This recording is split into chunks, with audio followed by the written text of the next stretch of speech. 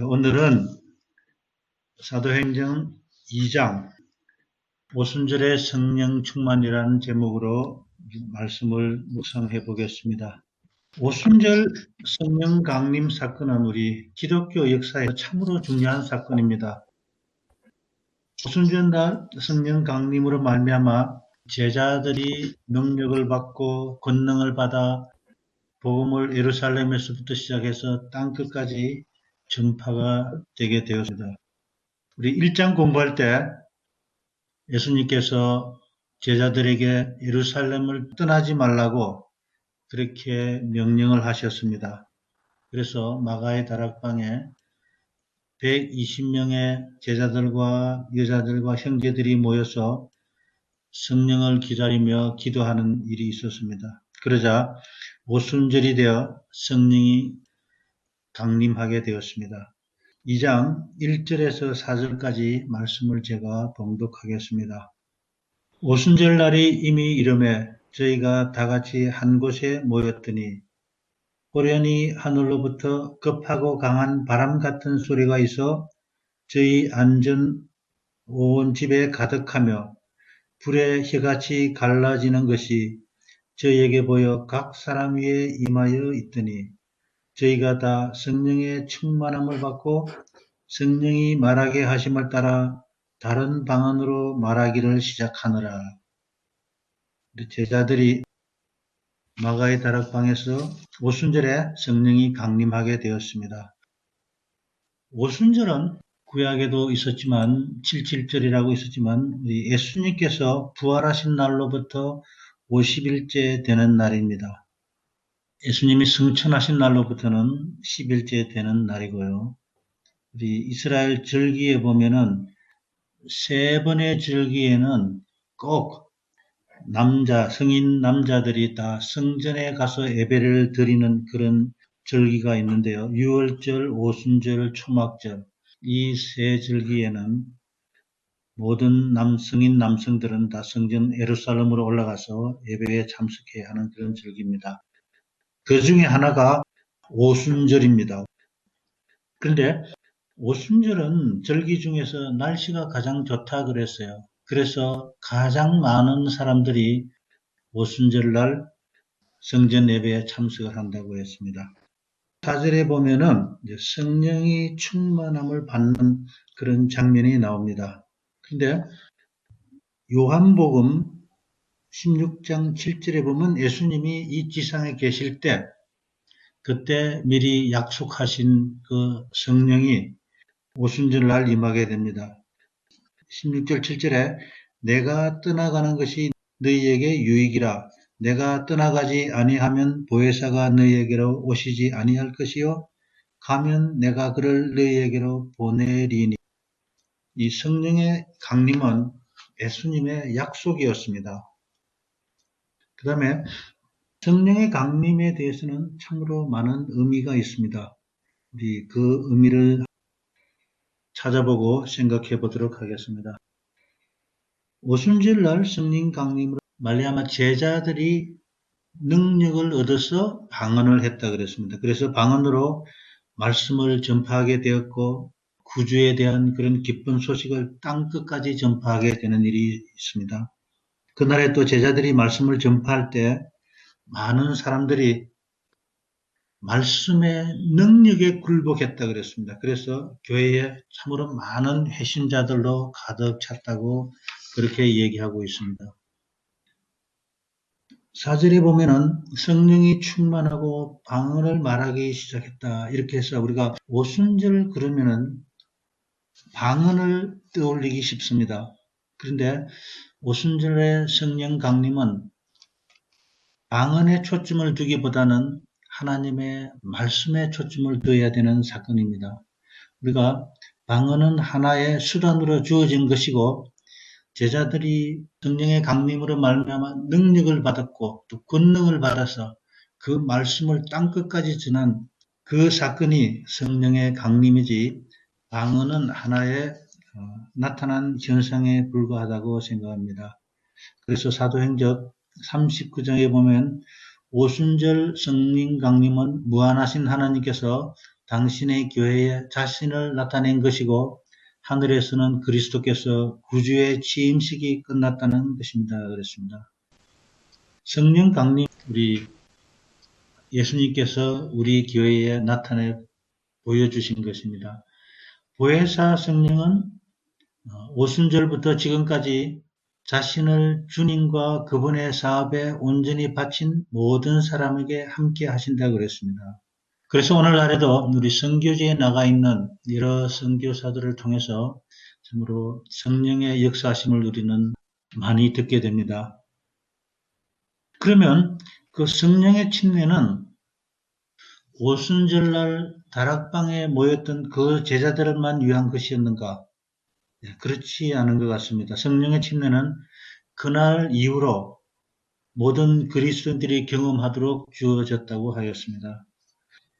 사도행전 8장에 보면은 베드로와 요한이 사마리아로 내려가서 사마리아 사람들에게 성령 받기를 기도하고 안수하며 그 사람들이 성령을 받았다고 기록되어 있습니다. 또 9장 17절 27에 보면 아나니아가 사울을 찾아가서 사울에게 안수하며 예수께서 너희에게 성령으로 충만케 하신다 라고 했을 때 그 사도 바울의 눈에서 비늘이 벗어져서 다시 보게 된 일을 우리는 압니다. 또 베드로가 고넬료 집에 방문했을 때 거기서 설교를 하고 기도를 했을 때 성령이 부어주심을 모든 사람들이 경험하게 됩니다. 그래서 성령은 오늘날에도 우리가 간구할 때 우리에게 충만히 주어진다는 것입니다. 또 오순절 성령 강림을 우리는 또 일흔비 성령이라고 그렇게 얘기합니다. 이 일 후로 복음이 온 세상에 전파되게 됩니다. 오순절 성령을 통해서 또 초대교회가 탄생을 하게 됩니다. 우리 마지막 때에 늦은비 성령 운동이 있을 것이라고 우리는 알고 있습니다. 예수님의 재림이 있기 전 마지막 대환란이 있겠고 또 셋째 천사의 기별이 선포될 그때에 늦은비 성령이 주어진다고 하였습니다. 우리 모든 분들 다 늦은비 성령을 받아서 세 천사의 기별을 담대히 전하는 저희가 되었으면 좋겠습니다. 그런데 성령 충만하다는 그 의미는 무엇인가? 많은 경우에 내가 성령을 받아서 성령을 통해서 어떤 일을 한다.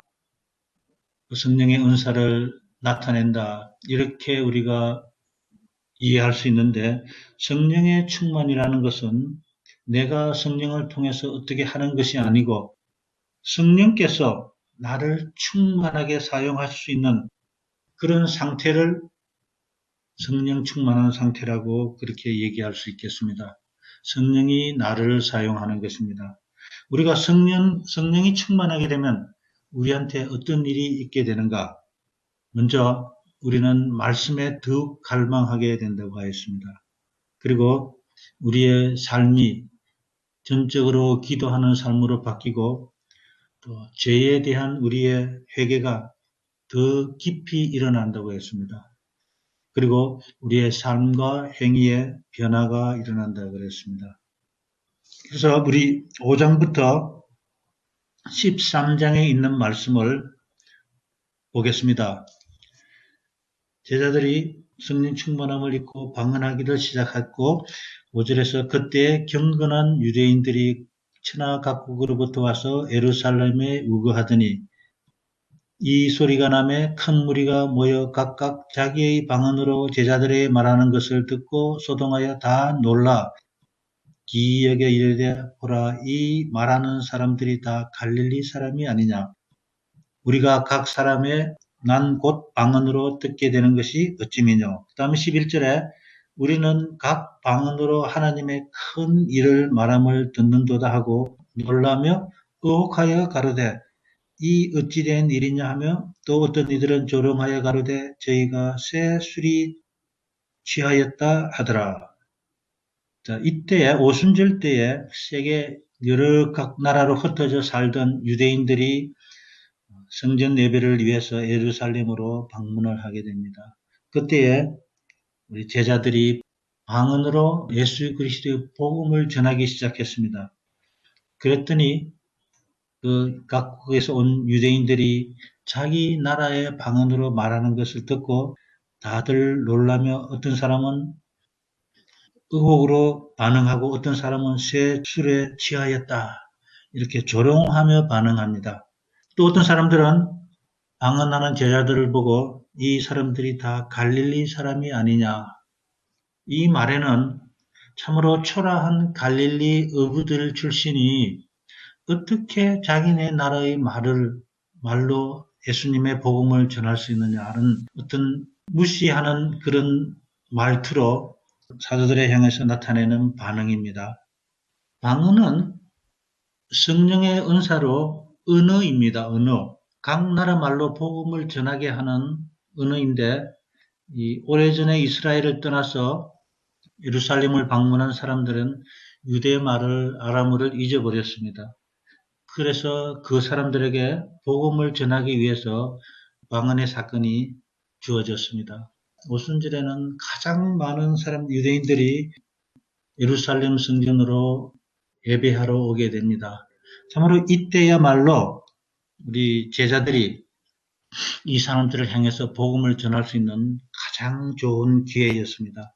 그래서 제자들이 권능을 받아서 각 나라 말로 방언으로 예수님을 전파하기 시작했습니다. 방언은 우리가 복음을 전파하는데 어떤 언어의 장애가 있을 때 성령이 주는 능력이라고 했습니다. 그런데 요즘 많은 분들이 참으로 이상한 소리로 방언을 많이 합니다. 방언은 언어 소통을 위해서 주어진 하나님의 능력인데 우리가 언어 소통이 되는데 우리가 알아듣지 못하는 말로 이렇게 방언하는 그것이 참으로 하나님께서 온 방언인가 한 번쯤 생각해 볼 필요가 있다고 생각합니다. 이렇게 유대인들이 서로 다른 반응을 나타내자 베드로가 유대인들을 향해서 설교를 하기 시작합니다. 베드로의 두 번째 설교가 되겠습니다. 어떤 사람들은 방언하는 제자들을 향해 새 술에 취했다. 이렇게 반응하였을 때 베드로께서는 아니 아침 9시인데 3시에 무슨 술에 취하느냐. 그 다음에 요엘의 예언을 들어서 마지막 때에 나타날 현상들을 설명하십니다. 말세의 내형으로 모든 육체에 부어지르니 너희 자녀들은 예언할 것이요 너희의 젊은이들은 환상을 보고 너희 늙은이들은 꿈을 꾸리라. 또 여러 가지 기사와 징조들이 있을 거라는 것을 예언하셨습니다. 그래서 이 제자들이 한 방언은 다니엘서 2장의 마지막 날에 방언의 현상이 일어날 예언을 성취로 설명을 하고 있습니다. 그 다음에 사도 바울은 또 다윗의 말씀을 인용합니다. 예수님의 죽음과 부활을 증거합니다. 그런 다음에 누구든지 그의 이름을 부르는 자는 구원을 얻겠다고 말씀했습니다. 다윗의 시를 인용해서 예수님이 우리의 구주와 그리스도 되심을 또 선포하십니다.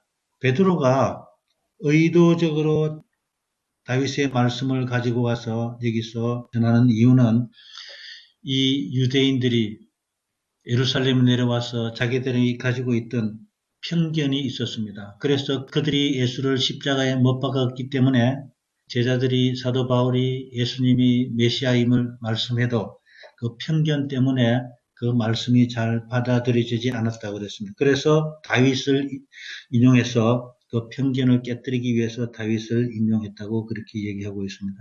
또 마지막으로 회개하여 죄사함을 받아라 그리하면 구원을 얻으리라 이렇게 설파했습니다. 그러자 베드로의 설교를 듣던 그런 무리 중에서는 그리스도를 증죄하고 십자가에 죽이는데 적극적으로 참여한 그런 사람들도 그 자리에 있었다고 합니다.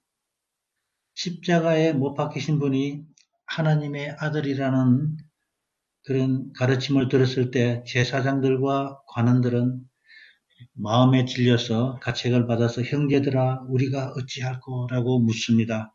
그때 38절에 베드로가 이렇게 얘기합니다. 너희가 회개하여 각각 예수 그리스도 이름으로 침례를 받고 죄사함을 얻으라. 그리하면 성령을 선물로 받으리니.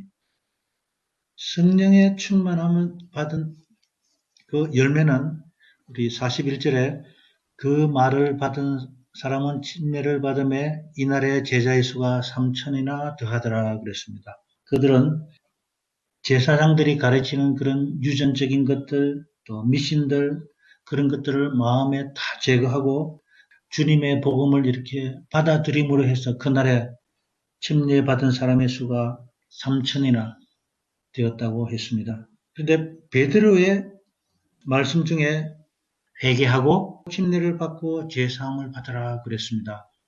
그러자 그들이 받아들이고 3천 명이나 그리스도인이 되는 일이 일어났습니다. 사도 바울이 말하는 참된 회개는 어떤 것이 참된 회개인가? 회개는 우리가 가던 길에서 돌이키는 것이라고 했습니다. 유대인들에게는 그들이 믿고 얻은 유전이나 어떤 그들의 믿음에서 그리스도께로 돌아서는 그 회개를 사도 바울은 얘기하고 있습니다.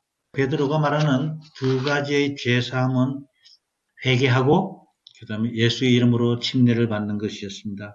그것이 그들에게는 구원의 침례가 되는 것이었습니다. 침례는 하나의 의식입니다. 성경에서 침례를 다음과 같이 설명하고 있습니다. 우리 로마서 6장에 보면 침례란 예수님과 함께 죽고 다시 예수님과 함께 부활하는 것이라 이렇게 얘기했습니다.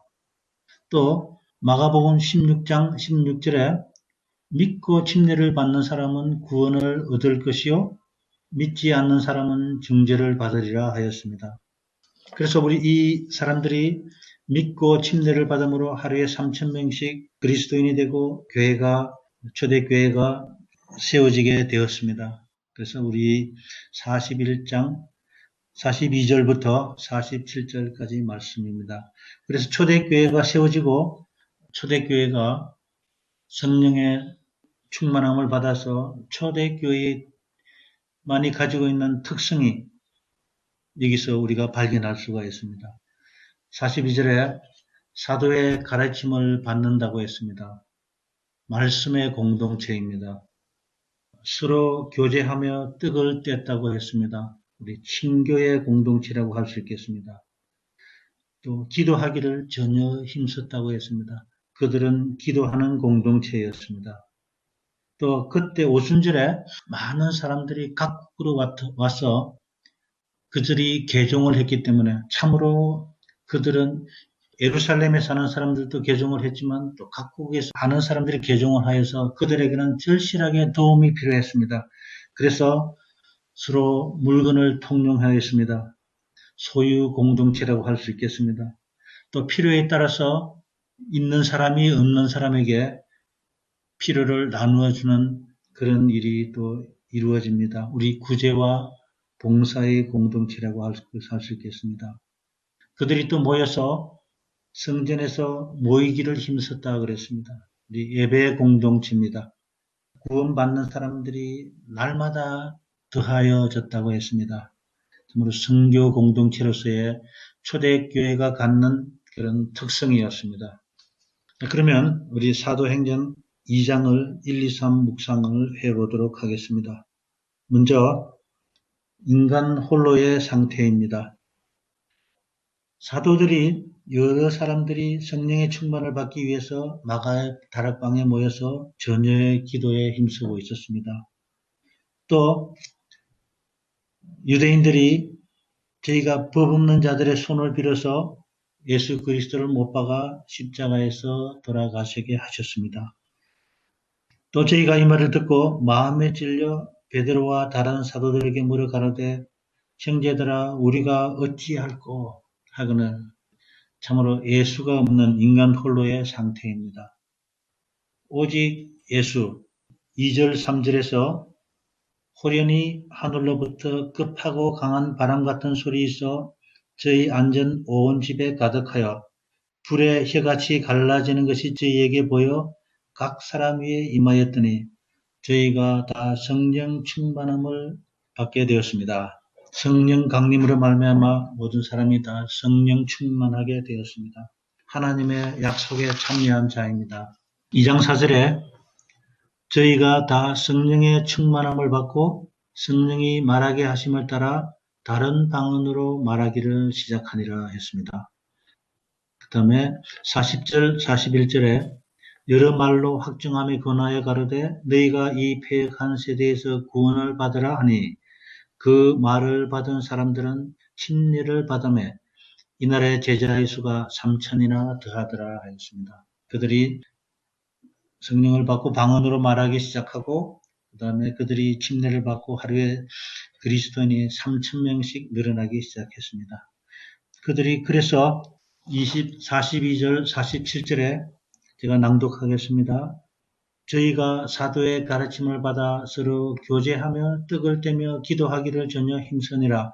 사람마다 두려워하는데 사도들로 인하여 기사와 표적이 많이 나타나니 믿는 사람이 다 함께 있어 모든 물건을 서로 통용하고 또 재산과 소유를 팔아 각 사람의 필요를 따라 나눠주고 날마다 마음을 같이하여 성전에 모이기를 힘쓰고 집에서 떡을 떼며 기쁨과 순전한 마음으로 음식을 먹고 하나님을 찬미하며 온 백성에게 칭송을 받으니 주께서 구원받는 사람을 날마다 더하게 하시니라 하였습니다.